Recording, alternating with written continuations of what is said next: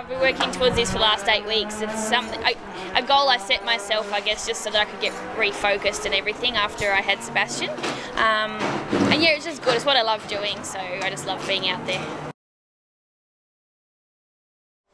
Yeah, it's been a while. It's not something that you want to sit out for 9 months, but obviously it was for a pretty good reason. And but since I've been racing seriously, it was 2010 was probably the last time I really raced seriously. And at the moment, this is just all about me getting back into it and getting back into the swing and making sure I haven't forgotten how to do it.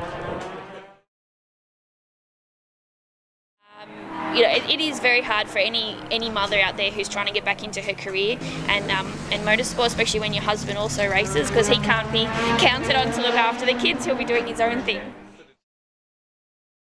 I think the Perth race is normally on the Mother's Day weekend, but this time it's just the weekend before, which is good because I guess I get a bit of double Mother's Day. I get to do what I love while I'm over in Perth. I get to go racing. And then, yeah, the weekend after I get to be spoilt and be taken out for breakfast and all that stuff. So you actually get a Mother's Day?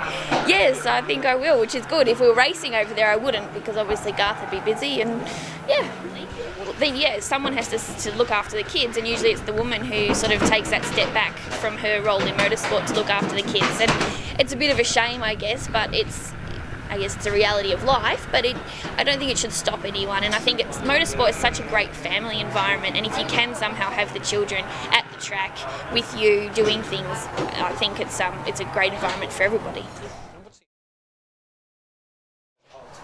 I think it's going really well. I think WAMS, the committee, is starting to get a bit of momentum in terms of people recognising that the committee exists and what we're doing and what we're all about. So we are actually starting to have more people contact us for support or with ideas and things like that, which is really great to see. And I think the more we can raise the profile of what women can and do in motorsport, I think the more women hopefully get the idea that they can be involved as well, and going forward, we'll start to build a good community of these women, because sometimes it can feel a little bit isolating just being the only woman in pit lane, but I guess when there's more out there, it's not so daunting. And yeah, I think there's a lot of women out there who love motorsport and want to get involved, but either they don't know that they can or they don't know how. So we're hoping to I guess, open those doors for them and help show them the way. If they really love it, there's always something for them to do, whether it's officialing, volunteering, racing, administration. There's something, and so if they love it, I think it's time for them to have, I guess, get some time for themselves doing something that they love.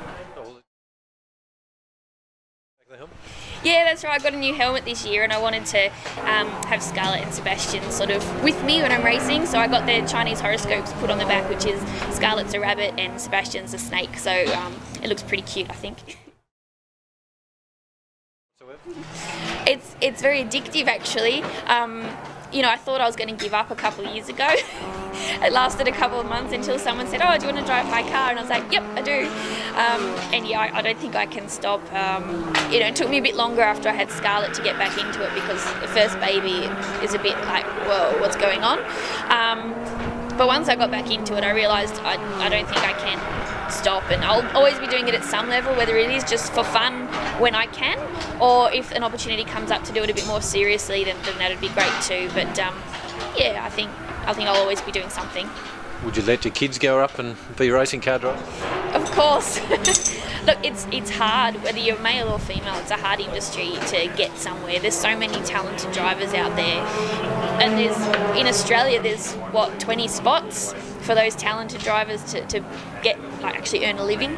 So male or female, it's a hard industry, but if it's something that the kids love to do, then of course I'm going to encourage them. But just the same, if they love art or poetry or dancing, then that's what we'll be doing as well.